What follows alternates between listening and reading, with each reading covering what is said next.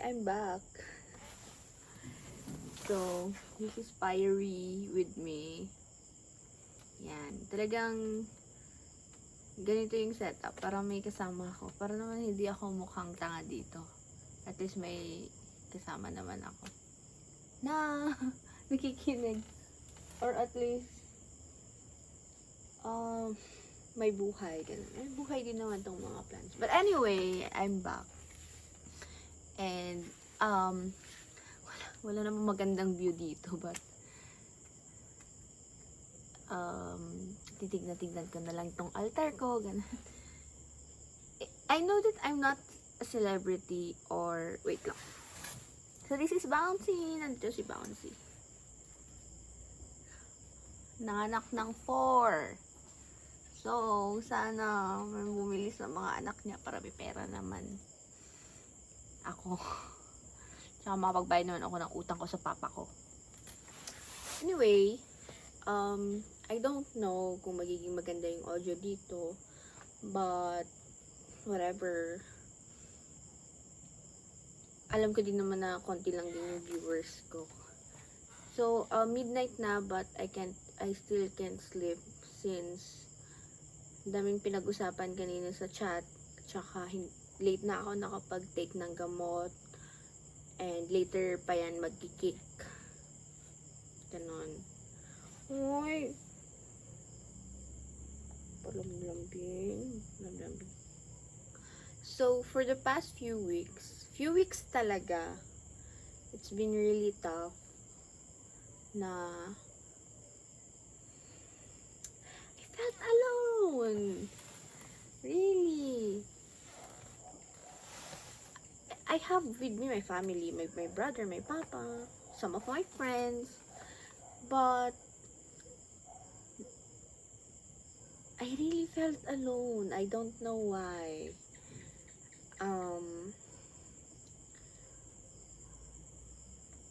Mga ilang weeks. It happened 2 to 3 weeks. A lot of things happened.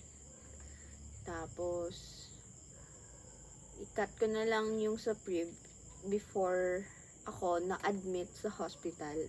Mag-start na lang doon. So, it was Sunday na pa-admit na ako sa Holy Trinity. Kasi sobrang sakit, sobrang lumaki tong ganito ko. Para talaga akong bullfrog. And then, sobrang sakit, puntang ulo. Tapos, sakit ng bewang. Ang sakit ng mga joints, as in, super sakit. Like, hindi ko yun naramdaman pa before, ever. Tapos, sabi ko sa sarili ko, hindi na ako magpapa-admit unless emergency na talaga. Kasi, lagi na lang ako na-admit.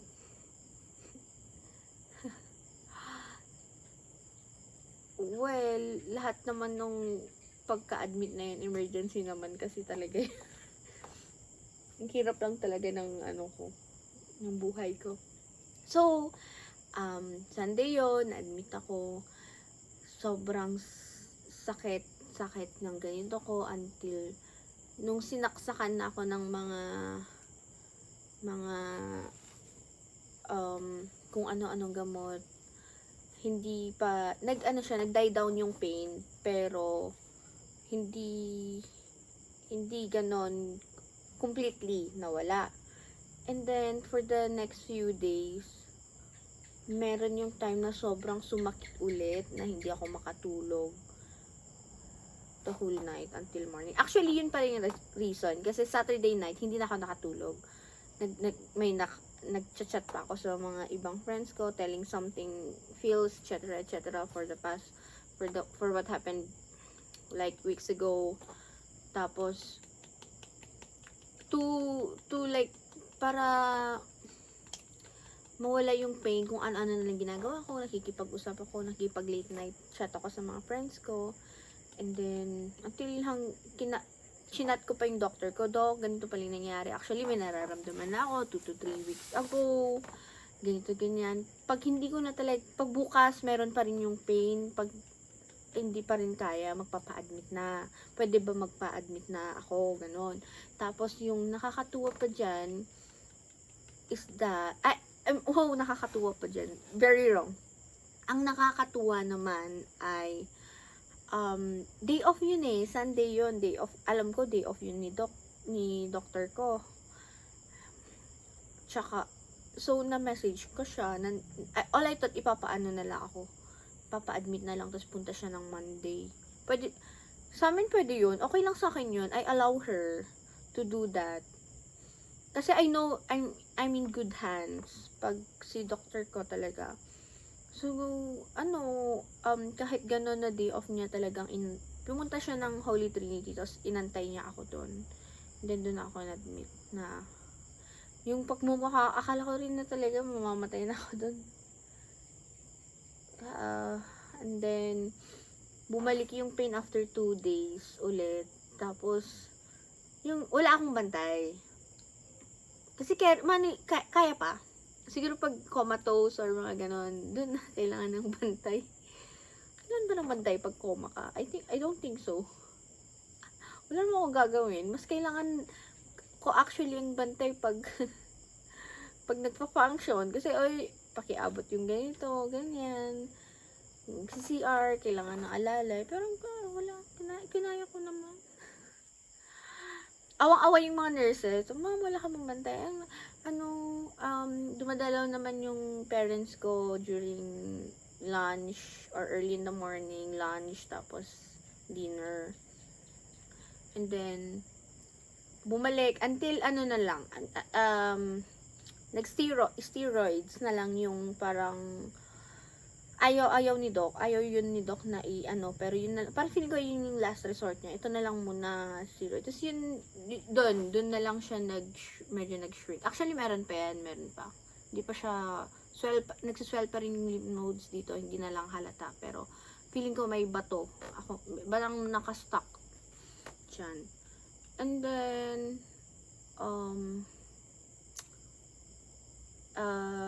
so, all I thought, kinabukasan pwede na ako ma-discharge. Just, hindi pa, parang ihahabol pa yung ilang shots. Tapos may isang gabi, 1 week ako na, I think 6 days. 6 days.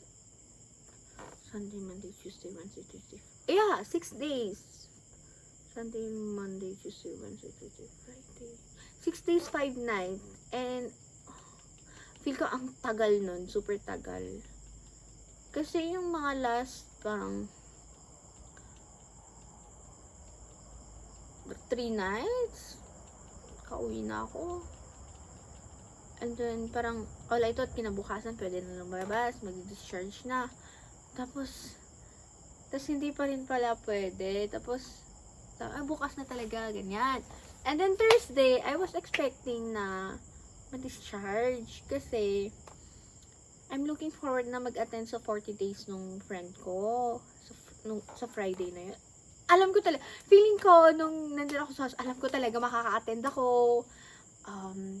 Siguro by Thursday, naka-out na ako. Kasi okay naman na, I think, nung sa steroids. Pero, ang alam ko dapat, may kinokompleto nila, yung injections, kung ilan yan. And then, dito rin yung first time na parang, yung 3 nung nurse, 6 yon na injections. Tapos, dito pa, right hand. Kasi nung una, tinusok-tusok, ganun.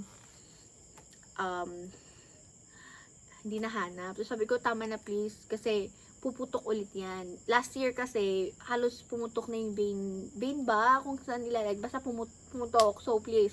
Tapos, paano ako hindi kasi ako makasalita kasi malaki na yan. Nung na-admit ako, hindi ako makapagsalita. Shit na lang yung nasabi ko. Shit! Iiyak na kasi ang sakit. And then nilagay dito. Hinahanap pa, ginanon pa, pero at least nahanap. And then pagkatusok, 1 injection, tapos yan, dadaan yan, ang sakit, tapos 2, binibilang ko, talaga, shit, ba't ang dami na ito?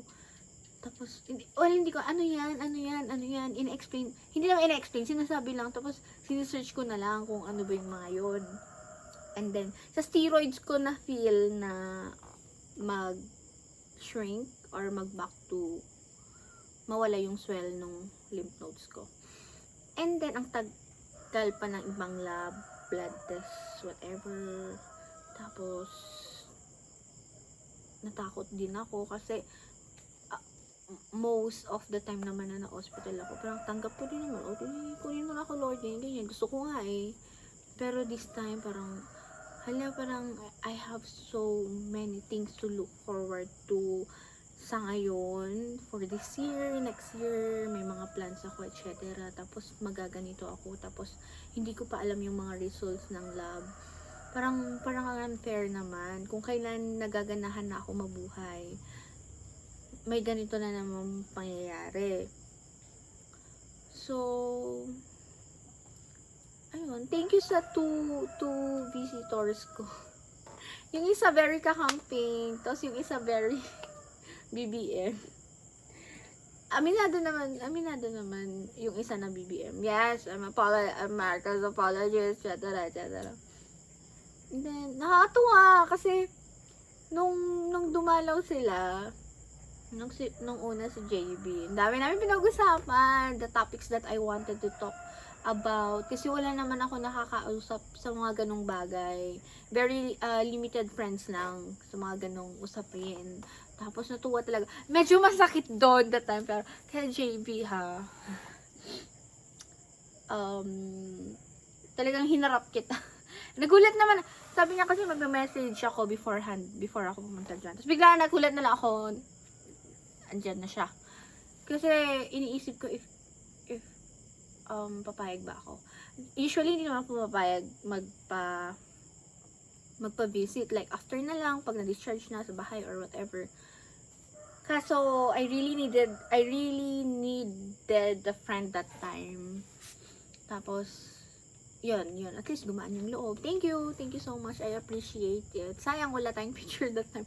So ayoko din mag-picture kasi ang hindi naman ngarag, para talagang feeling ko nagme-melt yung face ko, feeling ko parang sluggish. The sluggish look you'll ever describe, yun yung look ko that time. And then kinabukasan yung BBM friend ko naman, dami pinag-usapan. Grabe, na-steroids ako, so at least okay, hindi na siya masakit makipag-usap. Tapos yun, pero daldalan, ganyan. Tapos, as in, nagdaldal, dami namin pinag-uusapan. And then, biglang, pumunta ako ng Watsons. Di, bagong open kasi yung Watsons dito sa amin.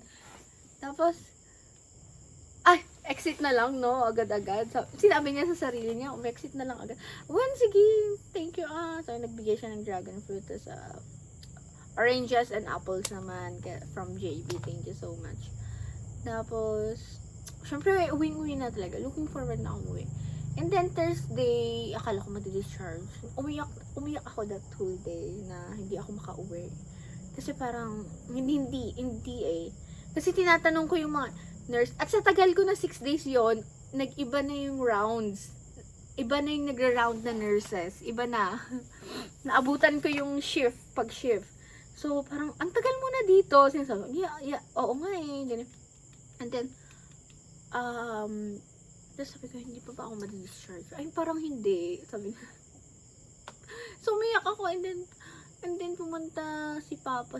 Si Papa pa lang, I think. Tapos, ng hapon. Tapos, humiga siya sa may upuan for taga-bantay. Tapos sabi niya, tapos, tumutulo talaga. Makauawid na ako. Tumutulo na talaga yung luha ko.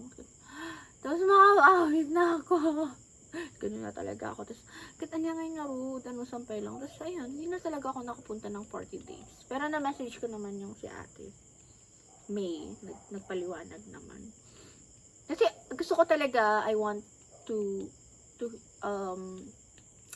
hear something about the service, kung ano kaya yung sermon or sharing. Tapos, ayun, makipag-hang out with some of my batch. Tapos, Friday, hapon na rin ako na-discharge. Talagang, tapos since iba na kasi yung, mga balahibo ng pusa ko. Since iba na kasi yung mga nurses, ako naman, siya, bangag ka talaga pag, pag nagkasakit ka. Akala ko mag-discharge, diba? So, may time pa sila before, the day before ako mag-discharge. I don't know if the day or 2 days before ako mag-discharge, nilipat yung dito at yung swero ko dito from right to left kasi nag-bulge na to. Actually, pati nung na-discharge, bulge pa rin yan. Pero okay naman na. Pinag-okay naman na. Bulge yan, pero masakit pa rin. Masakit. Kasi talagang daming tinutusok. Tapos nilipat dito and then nung tinanggal na, hindi ko napansin, tsaka hindi naman kasi sinabi, hindi ko na-press. Tapos nung pagdating na lang ng parents ko, hala ba't may mga dugo? Tapos hindi pa, tapos sobrang yung pressure ng dugo, ang daming nawala. Buti na lang nakita. Tapos, sabi ng papa ko, apay, sika nagkat dita, sabi, siguro, han, tapos sabi nung, ay sir, shock, baka han nang impress. So sabi ko, usually yung nurse sinasabi naman na, i-press mo, wag mo munang bitawan, ganyan. So ako naman, alam ko na yun dati, pero hindi ako na-remind, kasi, girl, lutang talaga, bangag ako that time. Tapos, pagka uwi, Friday, then weekend na, Saturday, Sunday, sumakit na naman ng sobra-sobra. Tapos sabi ko, ayoko nang bumalik sa hospital. Pag sa Monday, meron pa rin yung sakit and all. Sige, i-chat ko si Doc. So, hindi naman na nung Monday. Tapos, parang hindi ko sure if Monday ba yun or Saturday. Basta may na dumating na yung Monday siguro. Yung isang blood test and then, ang result doon is that yung blood ko madaming allergens. I don't know how to explain that and all. Tapos wala pang final or anything about my illness. Ewan ko, pagod na ako. Tapos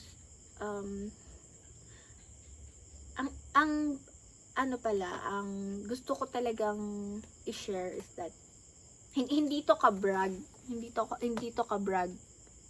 at all. So, mahal naman kasi ako ng tatay ko, so pinapa-doktor talaga ako ng kahit ilang pang doktor. So, I have doktor ako, siya yung family doctor namin. I have OB sa Manila, meron OB, hindi ka OB ba si Doc? I'm not sure, but I have OB. Meron din yung doctor ko sa thyroid. Meron akong psychologist. Meron akong psychiatrist. Tapos, may ENT ako. Yeah, Dr. Angelica. Tapos, sino pa? I think that's it. Yan yung vital doctors ko. Tapos, sinasabi na magpapacheck sa oncology. So, wag na. Pag talagang parang nakakapagod kasi mag-stay sa hospital na ini-inject. Tapos, kinukuhanan ka ng blood. At saka, sinasabi ng friends ko din na nag-message sa IG kasi nag-post ako ng story. Nag-uwing-uwi na naman. Awit na kon talaga. Sabi na, mag-rest ka. Take that hindi naman opportunity, pero make it as an opportunity to rest. What they don't understand is that hindi ka rin well rested kasi parang 6, 12, 18, 24, may every 4 hours na gamot, may every 6 hours na gamot. So pag nakatulog ka, gigisingin ka ng nurse.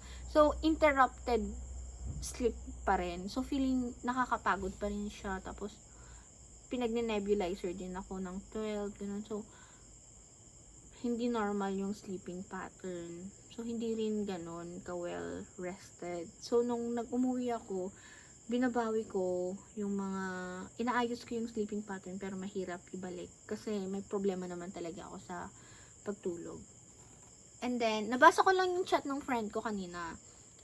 Well, congrats Isang for your second baby na hindi ko napansin, nag-reply pala siya. All I thought hindi na siya nag-reply. Kasi, there are meds na in-stop ko. Kasi sobrang dami na yung nilalaklak kong gamot. And then sabi niya, Yun pa kasi yung isa, ang hirap ng sa sitwasyon mo kasi you're taking a lot of medicines. Tapos may mga hindi naman bashers, but may mga judger na, what, ano ba yan? Dami-dami mong tinitake, ganyan. Well, sino naman may gusto na madami kang tinitake na medicines? Ang mahal-mahal na gamot. Tapos ako nga, napagod na ako mag-medicine. Umalis ako sa isang doctor ko, umanap ako ng ibang doctor, tapos bumalik din ako sa kanya, nag-sorry din ako. Sorry doc, I didn't trust your process. Kasi, mas effective din pala yung approach niya. Tsaka sabi niya, nagkaroon ng kate yung mind mo na, kailan ka ba mag-i-stop ng meds and all. Yun na nga lang yung nakakapag-function sa akin. So, there are medicines that I have to sacrifice na i-stop. Tapos, well, sabi ko na yung dami kong doctors, ganyan. Ang frustrating part is that, the doctor will say, maybe that medicine is, yung doctor mo na yan, na prescribe, that is causing you ganyan, kaya nagkakanyan. And then, pagpunta ko doon sa doc, baka itong medicine daw to, ganyan, may contradiction, or counter reaction din. Hindi, this is proven na ganyan. Siguro yung gamot. So, hindi ko na rin alam kung sino yung pakikinggan ko. Sino ba? Ang hirap na sa sitwasyon. Tapos, ang isa pa, yung what? Kyrie? Yung mga nade-detect na yung mga lumalabas na mga super big words, hindi ko naiintindihan. Tapos, pangyayamanin, and we're not mayaman, guys. Hindi kami mayaman. Promise. Hindi kami mayaman. So, ang hirap. But, what I know for sure is that, nag-weaken yung immune system ko if I'm emotionally down. And for the past few weeks, I was so stressed for some reason.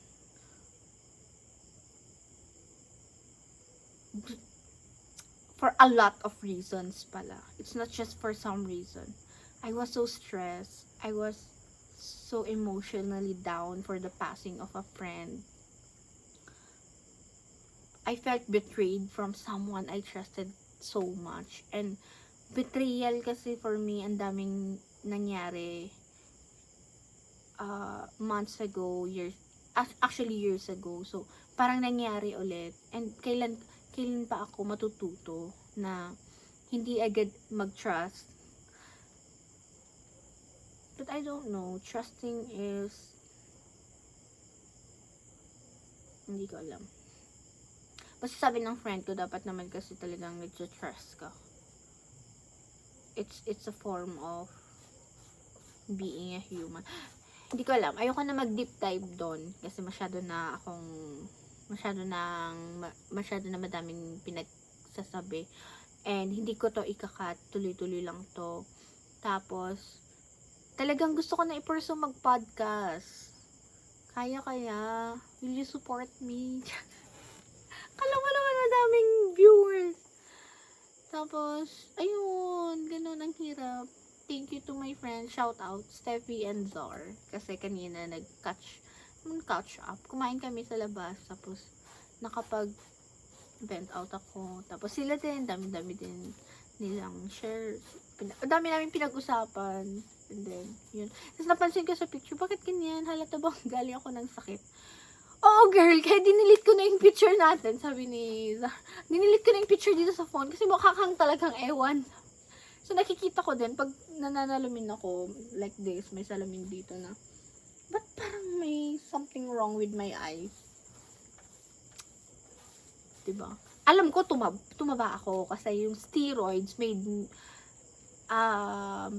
my appetite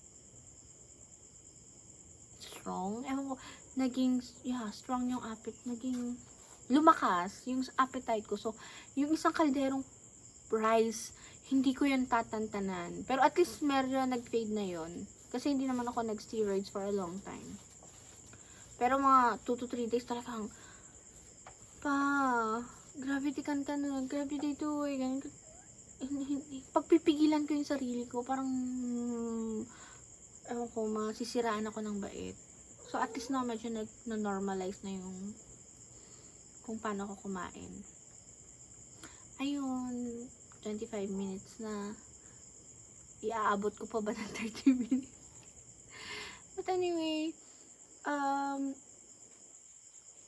I know naman na nasa adulting stage na. So, we have sa mga to my other closest friends, they have priorities in life that they should focus on.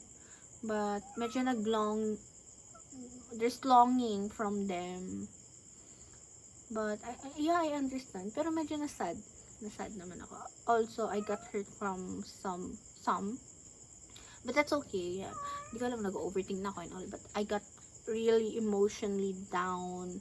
Feeling ko, yung bigat ng depression, naramdaman ko right after ako na-discharge. But, I'm okay again. Pinilit ko na lang yung sarili ko.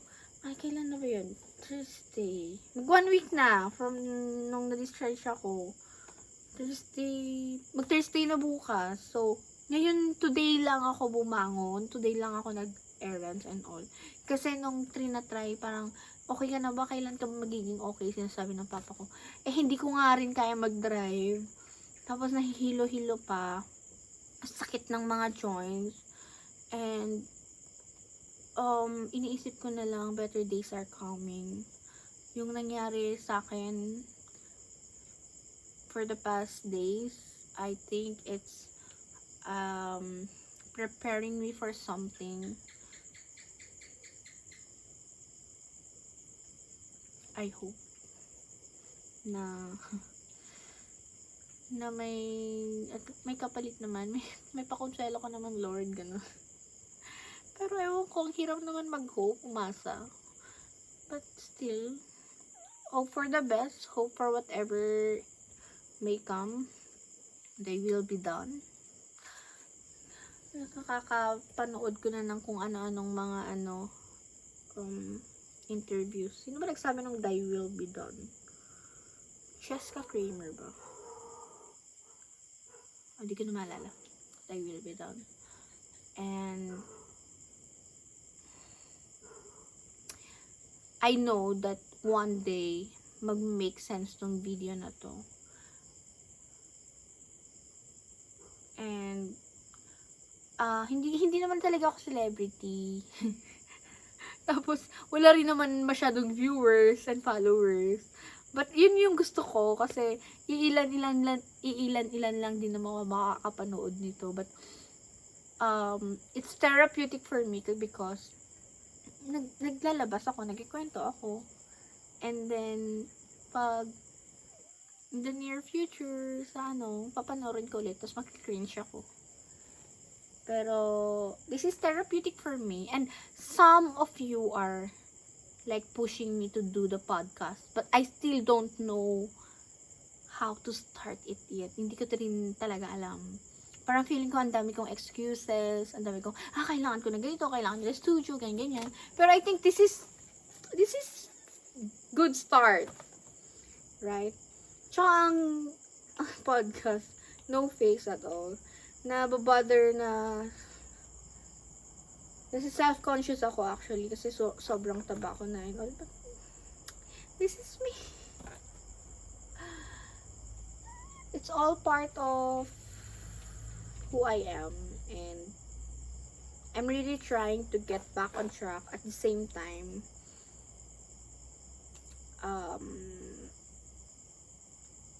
ang hirap, but I will choose to have a healthy lifestyle. At hindi healthy ang magpuyat. And I think it's already 1 a.m. na. I don't know. Yan, good night. Thank you for listening. Kung umabot ka man dito, and kung